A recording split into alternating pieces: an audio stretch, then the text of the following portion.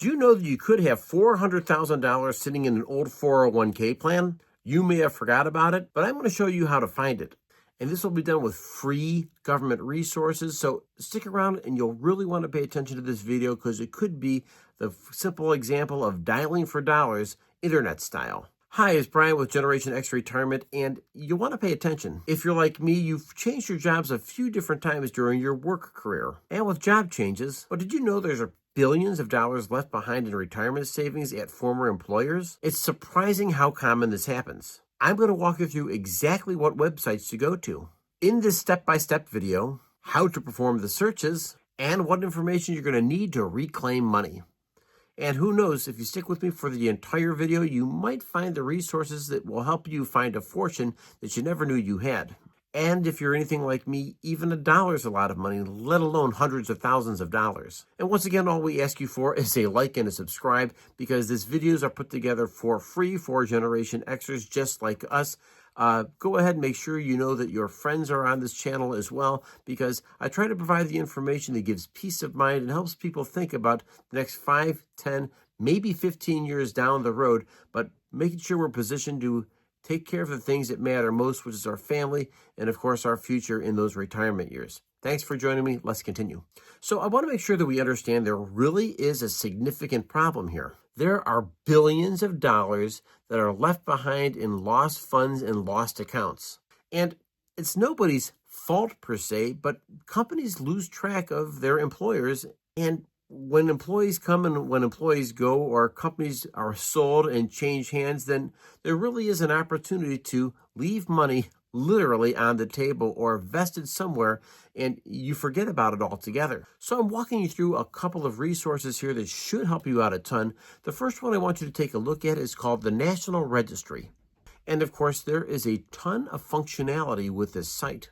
And the basic information you're going to need is Social Security number and your former employer's name. Now, mind you, your employer may have changed names a couple times, so you'll really want to pay attention to the lineage that's taken place, because if you're working at a place like a bank, merger mania has taken place, and we know the banks could have changed their names 2 or 3 different times, or a utility. You get the picture, so make sure you know what firm you're looking for, and that will help you lay that breadcrumb trail to find out if you do have money left with that former employer. This next resource is the Department of Labor. And the Department of Labor has a list of terminated plans. Now, of course, we are the little people. We are the people who worked at these companies. And of course, what quite often happens is, well, things get lost in the shuffle. And there's not a lot of real interest to hunt down and find the people they owe money to. So instead of these funds being claimed, what happens instead is these resources will simply set dormant an account. And you know what's really crazy about any of these accounts? The states, yes, states throughout the entire United States have a policy known as escheatment, which if you leave money sitting in an account for a certain amount of time, I'm here to say that the states will try to claim those funds as their own. And like I said, the word is escheatment. And of course, the middle word is, you guessed it, cheat. So I want to make sure we're playing offense here, and just doing a search, it could save you a ton, and it could help connect you with some of the money you are owed. Of course, the next one is probably one of the most popular, which is unclaimed property. And of course, this really is done on a state-by-state basis. And of course, what happens is smaller amounts of money are sometimes turned over to the state, and the states, once again, don't feel a ton of interest in hunting down the people these monies might belong to. Instead, they hold those into an account. And if you're in a place like Ohio, they might go ahead and give a billionaire your money so they can go ahead and build themselves a new stadium. Yes, Jimmy Haslam, I'm talking to you. So if and when these funds are found, I want to make sure you're understanding the next step in the process. And of course, with that comes the decision whether you'd like to roll over those monies or not.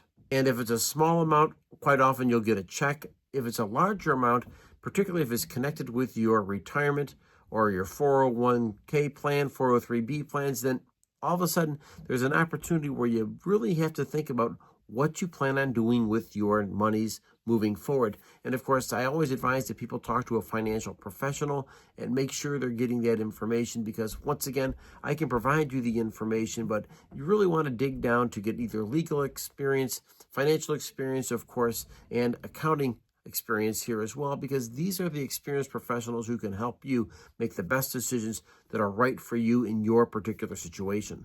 If you're interested in finding more information out about money that might be owed to you, it's kind of like a treasure hunt. But this one doesn't require a pick and shovels. And once again, we aren't on some kind of a wild goose chase. Finding money is easier than you think. We are not on some kind of a wild goose chase. We are not looking for pirate's treasure, nor are we looking for that hidden coffee can in your backyard. Instead, we're to have a very solid approach here, checking 3 different websites and determining whether or not there could be funds in your name that need to be collected by you, because those are technically your funds.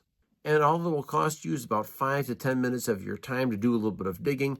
And if you get something where you find a couple of bucks here, go ahead and drop it in the comment section, because we'd love to hear from you. We love hearing success stories. And I'm here to say that I did this search myself, and I wound up getting owed $6.70.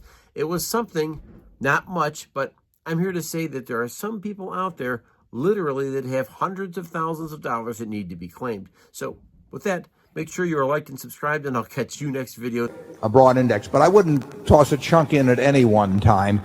I would do it over a period of time, because the very nature of index funds is that you are saying, I think America's business is going to do well over, or reasonably well over, a long period of time, but I don't know enough to pick the winners, and I don't know enough to pick the winning times. There's nothing wrong with that. I don't know enough to pick the winning times. Occasionally I think I know enough to pick a winner, but not very often.